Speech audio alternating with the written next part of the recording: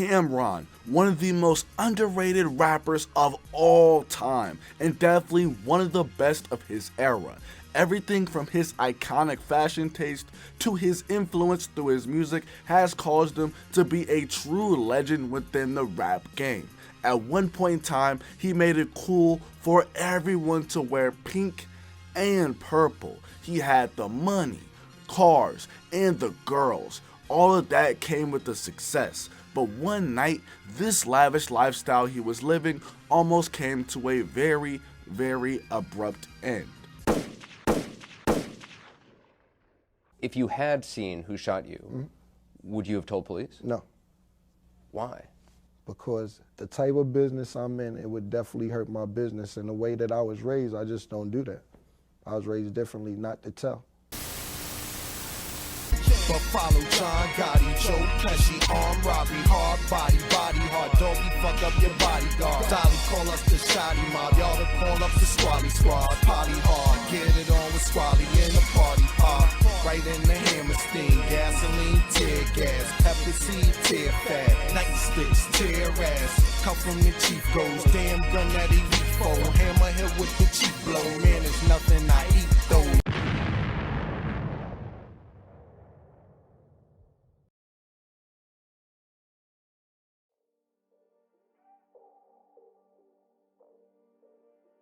CamRon, aka Cameron Giles, was born in February of 1976 and grew up in Harlem, New York. His mother, Frederica Giles, rest in peace, came to Harlem, New York from Atlantic City, New Jersey in 1963.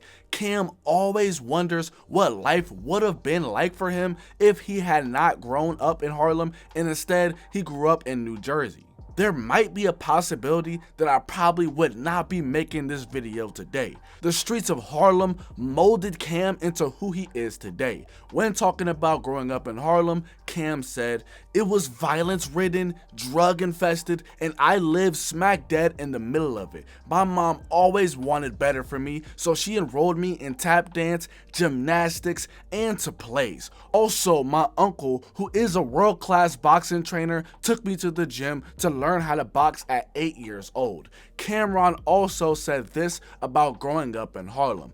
"A lot of people coming out of the neighborhood I'm from, they don't look at being a lawyer or a doctor or a pilot or something. Everybody looks up to the sports figures, the entertainers, the music people, the actors, and sometimes they look up to the drug dealers." Sports is something that Cam took up, and basketball is the sport that he excelled in. He was a very promising basketball player, and in a 2009 interview with ESPN, he would say, "I played ball for probably two of the biggest amateur basketball organizations in the city, one being the Gauchos, the other being the Riverside Hawks. I went to Manhattan Center High School. I never graduated, but I came out of high school top 25 in the country in the class of 1994. CamRon and his childhood friend MASE hooped together at Manhattan Center. In 1992, the two helped to bring their high school all the way to the public school's athletic Class A championship at Madison Square Garden. It would be at this game where CamRon infamously missed the last shot. It was a three-pointer at the buzzer that would have given the team the victory if he made it. The funny thing about this is that Cam and MASE still argue about this play to this day, with MASE having the belief that he was open underneath the basket. In CamRon's 2006 movie Killa season, he says that the missed shot changed everything for him, but in reality, it really did not. He was a sophomore at the time, I believe, and he continued to hoop. Before getting more into the video though, I would quickly like to plug that I made a TikTok that you guys should definitely go follow. I'll be posting content on there. I'm trying to get that popping, so definitely go out and support that. And if you haven't already done it yet, go follow my Instagram too. That would be greatly appreciated. You guys can always reach out and just show me some love. It's all good. Back to the story though, and as a senior in high school, Cam helped Manhattan Center to an undefeated regular season, but his team unfortunately got bounced in the first round of the playoffs. My senior year of high school, we went the whole season 24-0 and lost in the first round of the playoffs. When we lost, I was so devastated, I didn't go back to school. I was just like pissed off about it. So I ended up getting my GED, and the University of Miami put me onto the junior college in Texas, and I was supposed to transfer when I finished up at Navarro. So as Cam said, the University of Miami put him in a community college in Corsicana, Texas, named Navarro College. This was meant to be temporary due to him being set to transfer to the University of Miami once he was finished at Navarro. This plan would be foiled when Cam pulled his hamstring and got kicked out of college for pistol whipping someone, which is also according to him. After this, Cam landed back in Harlem. He went back to selling drugs, which is something that he had always dabbled in since he was a teenager. But when Cam got back to Harlem from Texas, things were way different because MASE was now venturing into the music industry, and he ended up landing a deal with Bad Boy Records. In an unreleased interview with MTV in 1998, Cam talked about what led him to venture into the music industry as well. Well, I got started because I grew up with MASE. Me and MASE is from the same neighborhood. We used to rap together on the street.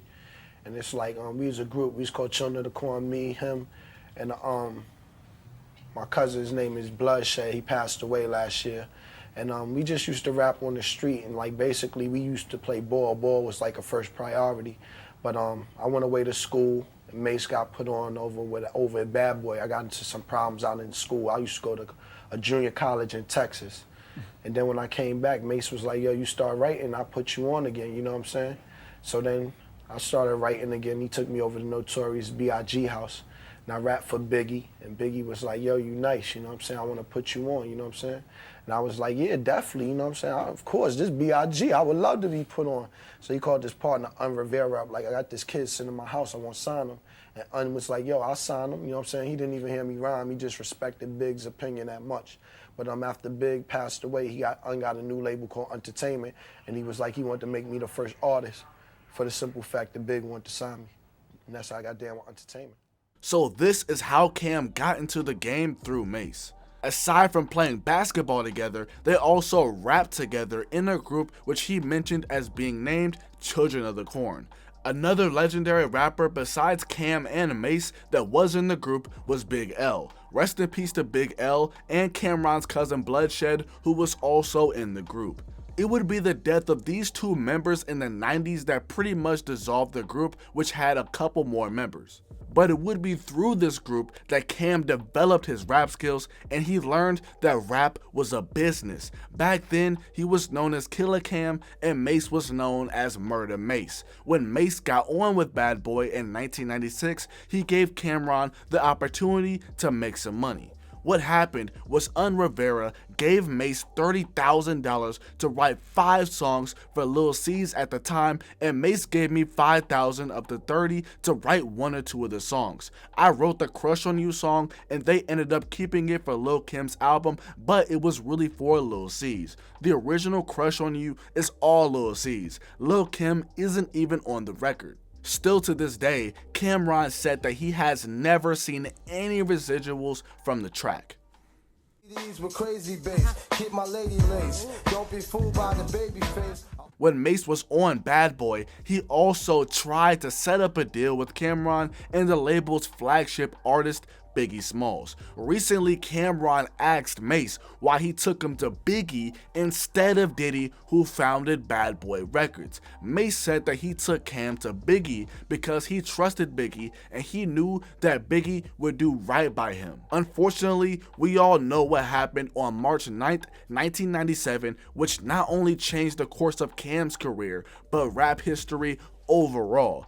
Biggie Smalls passed away in Los Angeles, California as a result of getting shot. Rest in peace, Biggie, and with his death, CamRon now had to go a slightly different route to get put on. Now CamRon was under Lance's label Entertainment. He began working on his debut album, originally titled Who Is CamRon, but was later changed to Confessions of Fire. CamRon's debut single, Horse and Carriage, featuring MASE, released in April of 1998. To the top, horse and carriage, see my love for higher. Horse and Carriage charted at number 41 on the Billboard Hot 100. This song is essentially what really sparked the problems between CamRon and MASE. It was actually the music video that caused problems between the two due to MASE not appearing in the music video, even though he appeared in the video for CamRon's second single, 357.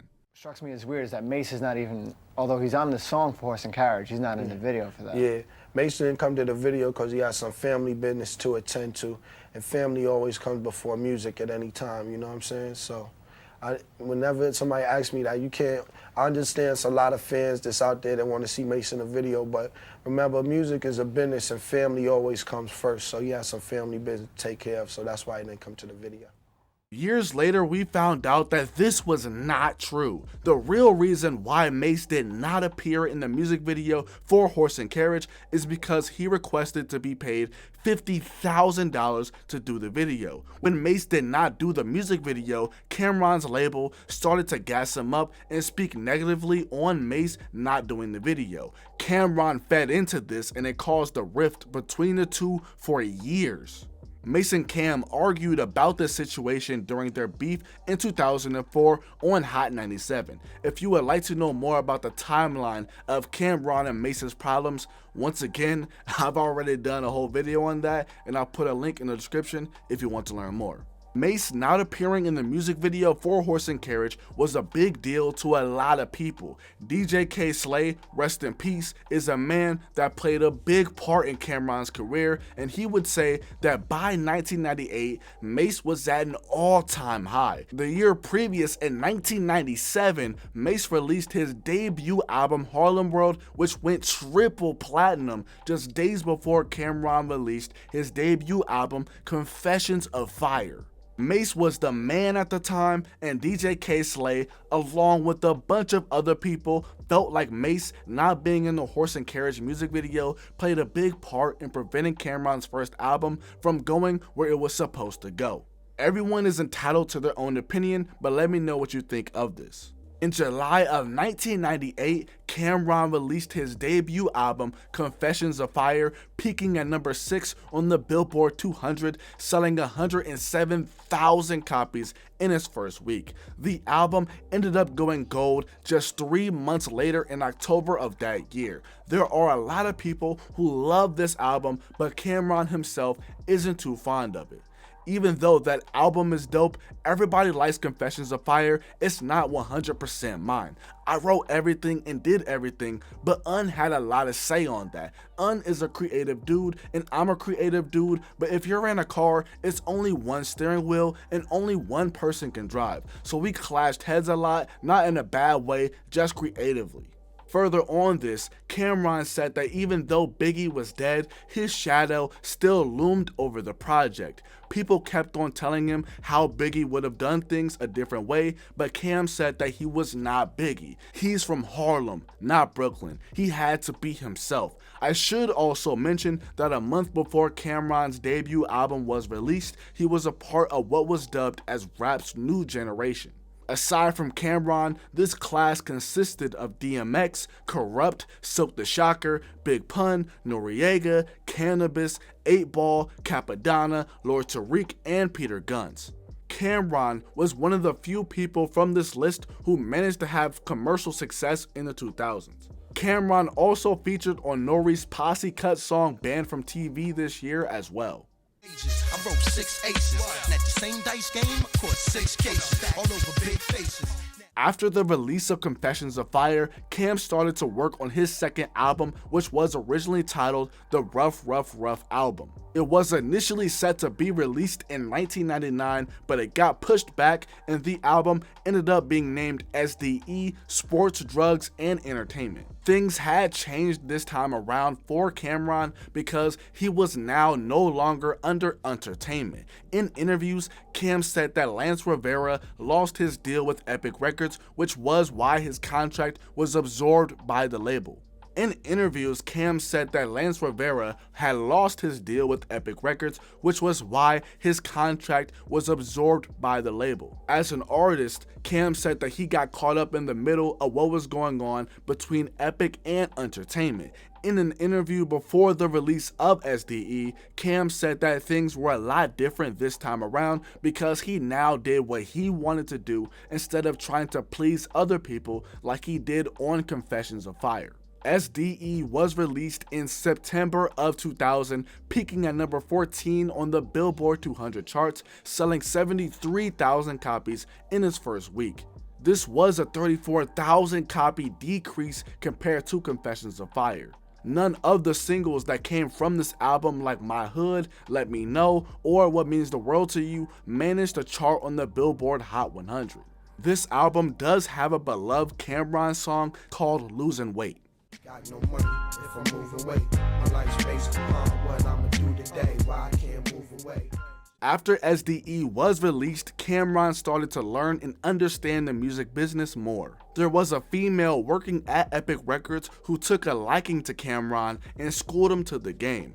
Through this female, CamRon learned that he was getting screwed over by Epic Records and they were playing with his money. This is when he decided to reach out to Dame Dash, who he had known from back in the day. They weren't cool with each other at the time, but they hashed things out. Of course, Dame Dash was one of the 3 co-founders of Roc-A-Fella Records who were huge at the time, especially after the release of Jay-Z's song Hard Knock Life in 1998. To put it in perspective, CamRon was only 2 albums in on a 7-album deal, which is normally a deal that is very hard to get out of, especially since he wasn't even close to completing it. According to CamRon, to get out of this deal, he and dozens of other people went into the offices of Sony Music every day. When they were in the office, they annoyed, or even some people would go as far as to say that they harassed the employees. Keep in mind, Sony Music is the parent company of Epic Records. CamRon and his people going up to Sony every day lasted a little minute, but eventually he was let out of his deal with Epic Records. Initially, CamRon did not want to join Dame Dash's Roc-A-Fella Records label, but he ended up signing to him. CamRon was dead broke when he signed to Roc-A-Fella at the very end of 2001. He once told a story of just signing to Roc-A-Fella and losing a $10,000 check in front of Baseline Studios, which was basically the home studio of the label. Freekey, Zekey, and CamRon were searching all over for the check, and they eventually found it underneath the car. When it was announced that CamRon got signed to Roc-A-Fella, he talked about how Epic Records were good with R&B music, but he did not want to answer about hip-hop from someone who wears khakis and moccasins. That's what happened when he was at Epic. Now he was with Roc-A-Fella Records, which was a label that knew what hip-hop was. Signing this deal with Roc-A-Fella Records changed CamRon's career. With this new opportunity, CamRon took the industry by storm.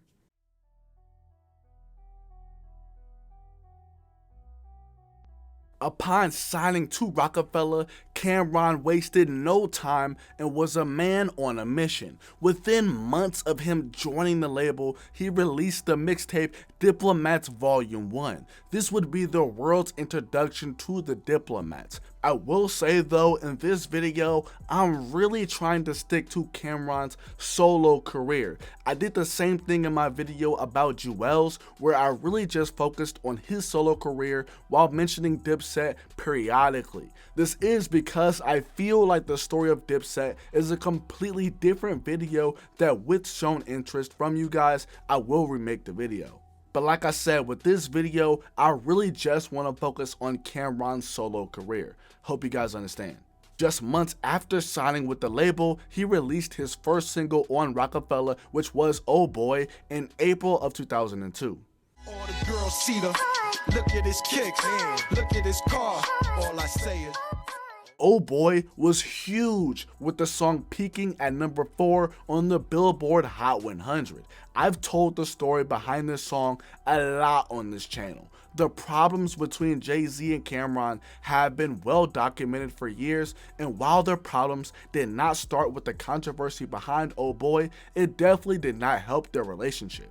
Long story short, essentially the Izzo beat that Kanye made was originally for CamRon, but Kanye ended up giving it to Jay-Z. After this, Cam used the Oh Boy beat by Just Blaze that was intended for Jay-Z, who wanted Just Blaze to save it for him due to him not working on an album at the time. Before all of this, CamRon and Juelz Santana were on the original version of Petey Crack's song One for Petey Crack. As the story goes, Jay-Z wanted CamRon's verse to be deleted after hearing it. As sort of an eye for an eye, CamRon wanted Jay-Z's verse from the Oh Boy remix to be erased.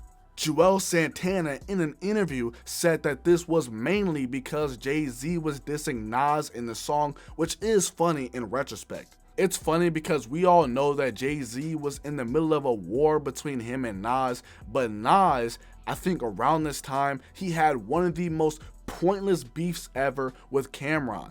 But like I said, if you know, you know, it is one of the most pointless beefs ever. But back to Oh Boy, and there have long been rumors that Cam's fellow label mate at the time, Memphis Bleek, passed on the beat for Oh Boy. In an interview with Drink Champs, Memphis Bleek said that this was not true, and he laughed when he said that he wanted to do something to Just Blaze because he gave CamRon the beat. According to Bleek, he actually wanted the beat and didn't pass on it, but it ended up going to CamRon, who made a classic song out of it. But the version that Memphis Bleek was going to rap on was different from the beat that we have today. In May of 2002, CamRon released his first album on Rockefeller called Come Home With Me. The album peaked at number 2 on the Billboard 200 with first week sales of 226,000 copies. It went platinum by the end of 2002. Outside of Oh Boy, the album had another hit single, which was Hey Ma. Hey, Ma, let's slide. Alright, we gon' get it on tonight. Hey Ma peaked at number 3 on the Billboard Hot 100. The song finally went platinum in 2018. Another classic song from this project is Welcome to New York City featuring Jay-Z. This song is really a one of one due to the relationship Jay and Cam had, especially at the time. For them to come together and make this song was truly special, but it's really crazy how rapidly Cam was moving at the time after signing to Rockefeller Records. Within months of signing to the label, he already had a mixtape out and a very successful album. Unfortunately for CamRon, this was the ceiling for him as a solo artist when he was on the label. Later on that year, in October of 2002, CamRon starred in the movie Paid in Full. This movie meant a lot to Cam because he's from Harlem, and the movie tells the stories of famous drug dealers from Harlem. CamRon portrayed the character of Alpo Martinez. When he auditioned for the role, he reportedly brought a real gun to the audition and pulled it out during a scene. This surprised people, and he ended up getting the role, which many people, including me, felt like he did a phenomenal job. The wild thing is that recently it was revealed that Nas also auditioned for the role of Alpo, and as much as I love his performance in the movie Belly, I think that nobody could have done Alpo better than CamRon. Initially, Paid in Full was not a financial success, with it failing to make back its budget, but over time, the movie became a cult classic. It's one of my favorite movies of all time, so many quotables, especially from CamRon. At the beginning of 2003, CamRon attended Mercedes-Benz's Fashion Week. It was during this event where the famous picture of CamRon wearing a pink fur coat and matching hat while holding a pink flip phone was taken. I purchased that jacket probably 20 years ago at a store called Apollo Signature in Harlem on 125th Street. I've worn it maybe 3 times. I haven't worn it a lot. You know, it got a lot of attention. I bought it to wear to Fashion Week one year, and after that it got wild attention, so I put it away. The coat got its own personality. CamRon has also said that he was once offered $300,000 for the coat, but he did not feel like the people deserved it. He's not completely against selling it, but everything has to make sense for him. Also, since we're talking about 2003, this is the year that CamRon and Dame Dash appeared on Bill O'Reilly's show, The O'Reilly Factor. The two appeared on a segment in the show discussing whether rap was harmful to minors or not. Before the interview, CamRon did not even know who Bill O'Reilly was. His publicist at Rockefeller Records warned him about who Bill was, but CamRon disregarded what she said. He dug up some info on him, and the segment between Cam, Dame, and Bill led to this classic moment. Hold it. Why you're looking at a principal? Why you don't want to let him talk? You mad. Where'd you start? Current affair, right? No, wrong. Well, you faked a lot. I got dirt on you, doggy. CamRon, I'm going to get at you in a minute. You go ahead. You get at I'm going to get at you in a minute. Years later, in 2017, Bill O'Reilly was fired from Fox after a series of sexual harassment allegations came out against him. This was the dirt that Cam was alluding to all the way back in 2003. People within the industry knew what was going on, but the public didn't find out until years later. But after CamRon released Come Home With Me, he was all in on establishing the Diplomats. The group released multiple mixtapes throughout 2002 and 2003. They dropped their classic debut album, Diplomatic Immunity, in March of 2003. Diplomatic Immunity peaked at number 8 on the Billboard 200, selling 92,000 copies in its first week. It went gold not that long after. Of course, the most popular song from this album is hands down Dipset Anthem. Today's a new day, got the booty up in the suitcase, so go uptown to Harlem, tell them that I sent you. With the release of Diplomatic Immunity, CamRon had established Dipset as a group, and its members ended up getting their own situations. Jimmy ended up signing to Koch Records, where he would drop his debut album On My Way to Church in 2004. Joel Santana dropped his debut album From Me to You through Rockefeller in August of 2003. Freekey Zekey did not drop a project until years later in 2007. But now with the business taken care of, CamRon could focus on his next album at the time, which was Purple Haze. The road to this album was hellacious to say the least. When speaking about the recording process for the album, Cam said that he doesn't remember a lot of events that happened during this time. He turned in the album during the summer of 2003, and this is where the problem lies. The album was turned in during the summer of 2003, but Purple Haze did not drop until December of 2004. Basically almost 2005 if we're being real. CamRon planning to drop this album in 2003 proved to be bad timing due to 2003 essentially being the beginning of the end for Rockefeller Records. This is something else that I've extensively talked about on the channel, but I'll do my best to condense the full story. Basically, there had always been tensions between Jay-Z and Cam, as I've already noted earlier on in the video. The problems would not get any better when Jay-Z was on vacation and heard some very interesting news. When they first got there, it was a little tricky. Rockefeller gave the Diplomats a label, and we gave State Property a label. But Cam was moving a little quicker than Beans. I told Beans, I'm gonna make you a vice president. Cam, I'm gonna make you a vice president. But the way a boss does, Cam went to the radio, quick, just when we were discussing it, and told the whole world. We hadn't even negotiated it. So now, everybody on the label, I'm talking about everybody, is like, what, I gotta ask them for videos now? They was Dame friends, so I guess the tension between Jay and Dame came. They was trying to give Cam a vice president position or something like that. And Vito was out of town, so when Vito flew in, he was like, whoa, what's going on? We was cool, like State Property and Dipset got along. We was all coming from the same place, so it wasn't no tension between us.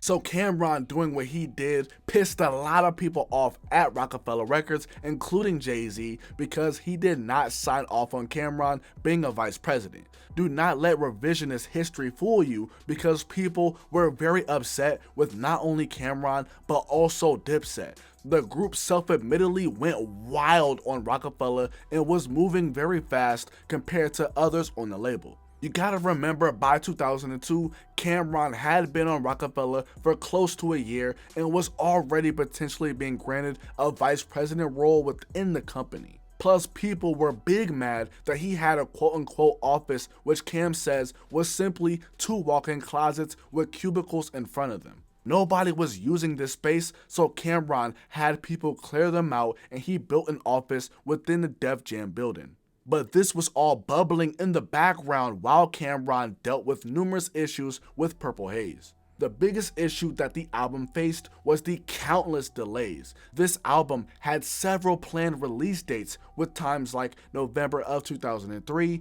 February of 2004, March of 2004, the summer of 2004, most likely in June, etc. People gotta remember that by the time Purple Haze officially released, songs like Get 'Em Girls, Hey Lady, and Killa Cam were more than a year old. Those songs appeared on the Diplomats Volume 5 mixtape all the way back in 2003. Besides the delays, another thing that affected the album was the split of the label. There were huge rumors that Jay-Z was parting ways from the other 2 heads of Rockefeller, which were Dame Dash and Kareem's Biggs Burke. While people at the time said that there was no tension, this would absolutely split the label, with people either being Team Damon Biggs or Jay-Z. In 1997, Rockefeller sold a 50% stake in their company to Island Def Jam. This deal, years later, granted Island Def Jam the option to buy the 50% of Rockefeller that it didn't already own. In 2004, the label grew to be more divided by the day until ultimately Jay-Z, Dame Dash, and Kareem's Biggs Burke sold their remaining 50% stake of Rockefeller Records to its parent company, Island Def Jam. Then, in a chess move, Jay-Z was announced to be the president and CEO of Def Jam Records. As part of the deal, Jay-Z continued to run Rockefeller Records. I was trying to look up exactly when they sold their stake in Rockefeller, but the only thing that I could really find was an MTV article from December 8th of 2004 talking about the sale. If this is indeed when the sale went down, this is exactly a day after Purple Haze was released. So like I said, Purple Haze was finally released in December of 2004. The album peaked at number 20 on the Billboard 200, selling 123,000 copies in its first week. This album should have done way better numbers and should have been way bigger, but like I said, there was a lot of things going on behind the scenes that I and many other people believe affected the performance of the album. CamRon thinks that this is his best album, and I could not agree anymore. Despite what went on, it's still a classic album. I should note that Diplomatic Immunity 2 was released a month before Purple Haze, but safe to say that it did not do as hot as the first one did due to it peaking at number 46 on the Billboard 200. This was also released on Koch Records though, and not through Rockefeller. However, after feeling like Purple Haze was poorly promoted and that his projects were not receiving enough attention, CamRon requested his release from Rockefeller Records. On April 28th of 2005, CamRon officially joined Warner Music Group under their Asylum Records imprint and began to work on what would be his first project for the new label. Later on that year, in the early morning hours of October 23, 2005, in Washington, D.C., CamRon was a victim of a failed carjacking. CamRon was shot in both arms after a Howard homecoming party while waiting at a red light in his royal blue Lamborghini Gallardo with over $20,000 worth of jewelry on. The carjackers pulled up alongside CamRon in an attempt to take his car, and he sped off when shots rang out.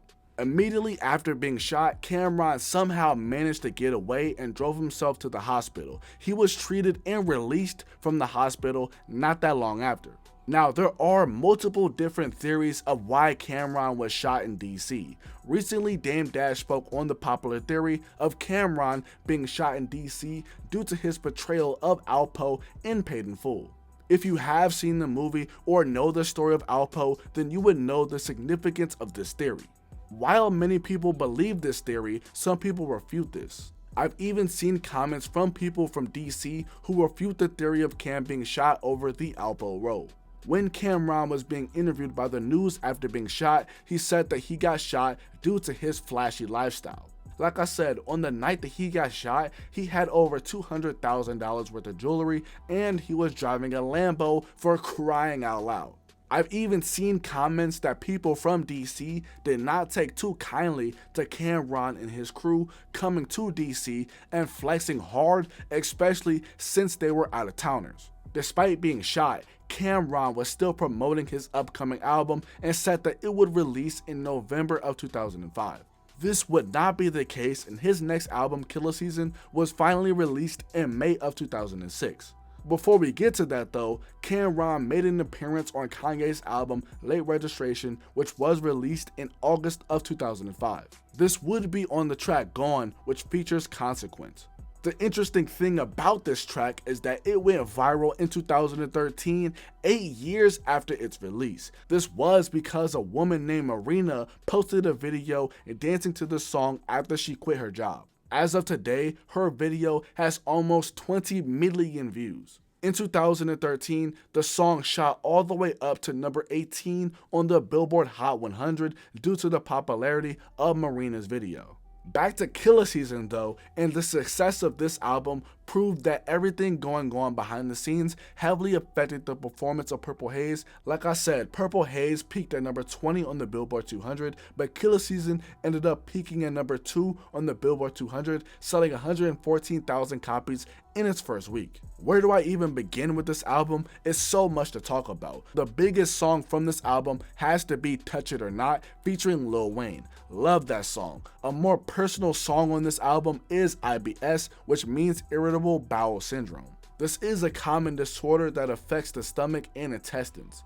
Symptoms include cramping, abdominal pain, bloating, gas, diarrhea, constipation, etc. It cannot be cured. In the song, CamRon raps about how IBS affected his life. When you look at pictures of him back in the 90s, he was kind of a stocky dude, but when he signed to Rockefeller, he did not look the same. The change is very noticeable.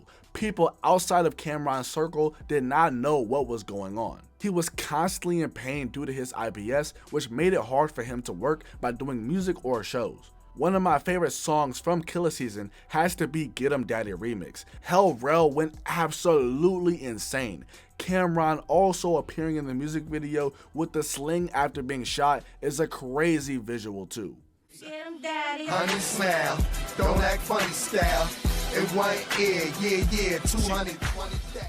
Killa Season is also home to one of the funniest diss songs of all time, which is You Gotta Love It, featuring Max B. This diss track, of course, is aimed at Jay-Z. The track You Gotta Love It just has everything. Dope verses, has an insane beat, funny notable lines, and Max B did a great hook. Everything was put on the table in this diss.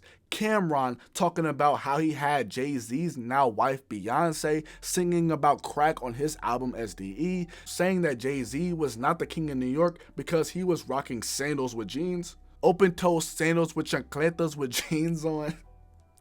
Just crazy. Cam also accused Jay-Z of biting a bunch of Biggie Smalls rhymes, which people have argued about for years. There was a lot more that Cam said about Jay-Z in this track though. I mean, the track is over 7 minutes long. What I will say is that even though CamRon and Jay-Z had their problems, Jay-Z never prevented CamRon from releasing music while he was on Rockefeller. Years later, in an interview, CamRon said that while he was on Rockefeller, he needed 5 or 6 signatures to sign off on him doing something, and Jay-Z was one of them.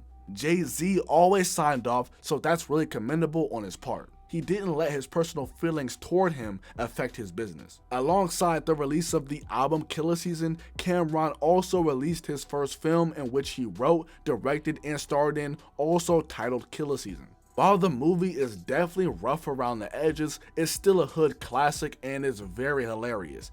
CamRon spitting on that little girl will always crack me up.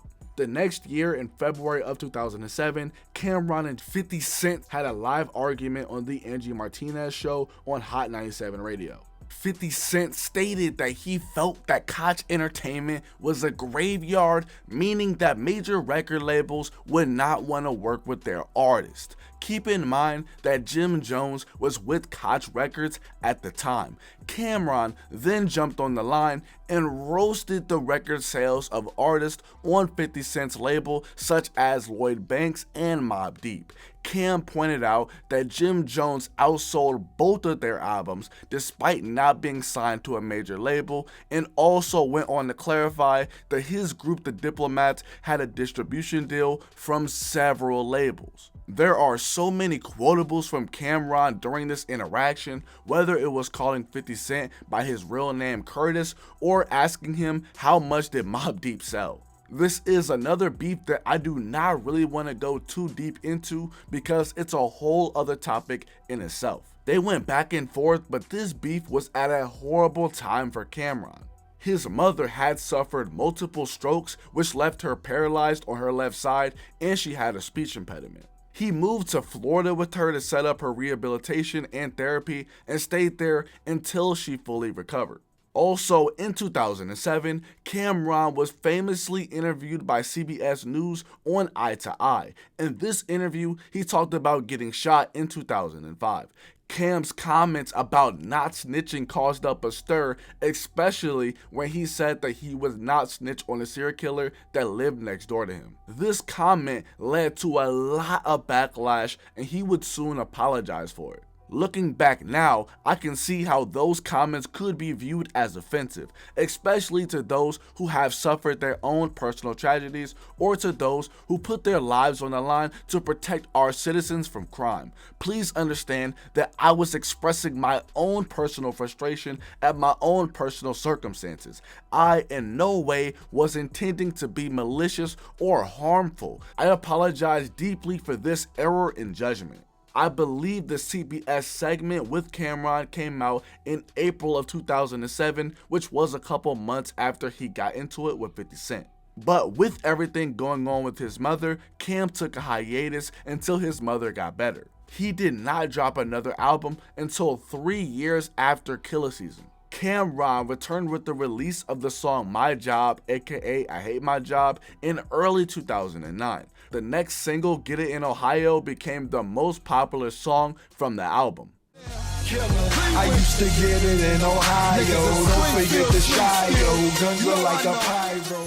A-Rap music went absolutely nuts on that beat, and CamRon killed the song. Outside of the song Get It in Ohio being a very catchy song, it's really based on a true story. In a recent interview with All the Smoke, CamRon talked about how after leaving Sony, he did not have a lot of money. Though he had a gold album underneath his belt, he took the little money that he had and bought drugs to sell in Ohio. He lived in Columbus, Ohio for about 5 years. This means that CamRon was still illegally getting money while he was on Rockefeller Records. He further said that when Come Home With Me went platinum in 2002, he was still involved in the streets. In May of 2009, CamRon released his 6th studio album, Crime Pays. Very good album. I actually like it a lot more than Killa Season. Though none of the singles charted, the album still managed to chart at number 3 on the Billboard 200, selling around 45,000 copies in its first week. This time around, things were a lot different because Dipset was pretty much broken up. Like I said earlier, I can break all that down another day in a separate video, but Juelz and Jim Jones are noticeably absent from appearing on Crime Pays. The two last appeared on Killa Season, but a lot happened in the years between those albums. Crime Pays ended up being the last album that CamRon dropped for 10 years. The last album that CamRon dropped was the sequel to his classic album Purple Haze in December of 2019. In between 2009 and 2019, CamRon still dropped music. A lot of music if I'm being real, so much to the point that I cannot go through all of it. I would be here all day if I had to talk and break down each and every project that he released. He had a run with the rapper Vado spanning several projects. I believe that they almost have 10 projects with each other, which is insane. I did not talk about this run in the original video that I did, and people ate me up for it. Aside from working with Vado, CamRon dropped other projects like his First of the Month EPs that dropped throughout 2014, and he dropped The Program in 2017. His legacy in the music industry was already solidified, and throughout this time, Cam had always been doing other things outside of music. But nothing that he did ended up being bigger than when he started his sports talk show, It Is What It Is, at the beginning of 2023. The idea for the show came through Cam's love for sports. He saw that in the media, there really weren't people who talked what I consider to be like barbershop talk, unfiltered and not scared to say exactly how he feels. The show really started to take off when Cam invited MASE to be a guest on the show. What some people might not know is that Cam originally wanted Jadakiss as a co-host. The reason why it never worked out was due to Jada's very busy schedule. No disrespect to Jada, but though I think the show still would have been entertaining with him, I just think that the dynamic between MASE and Cam is better. They have known each other since childhood, and even though they had problems in the past, you could never tell by watching their chemistry on the show. When MASE was a guest on the show, he asked if he could partner with CamRon, and we ended up getting the show that we have today. It Is What It Is a very successful show. Clips always go viral on social media, and I'm always cracking up when I catch an episode. As of August of 2023, it was announced that Cam and MASE signed a lucrative 8-figure deal with Underdog Fantasy for their show. Really dope stuff, and support the show if you can, because it's really a breath of fresh air.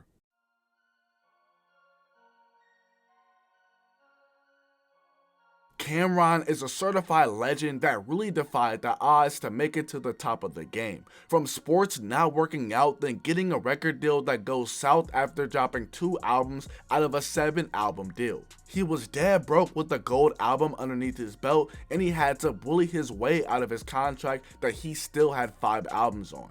After this, he signed to Rockefeller Records, where he reinvented himself, and he had the #2 album in the country with 2 top 5 singles. This was all while he was still in the streets, because that was money that he could count on for sure. After dropping his successful album Come Home With Me, he put his team on. When it came time for him to put out his second album Purple Haze with Rockefeller, he faced problems that heavily affected its performance. Despite this, it still became a classic. Cam left the label, almost lost his life, and then came back with Killa Season, which was the #2 album in the country, proving that he was still one of the hottest artists in the game. Started beefing with 50 Cent, but in the middle of the beef, his mother got really sick, which caused him to take time off from the spotlight. He did all of this just to return in 2009 by dropping a #3 album in the country. Keep in mind, he did all of this while dealing with IBS, which heavily affected him.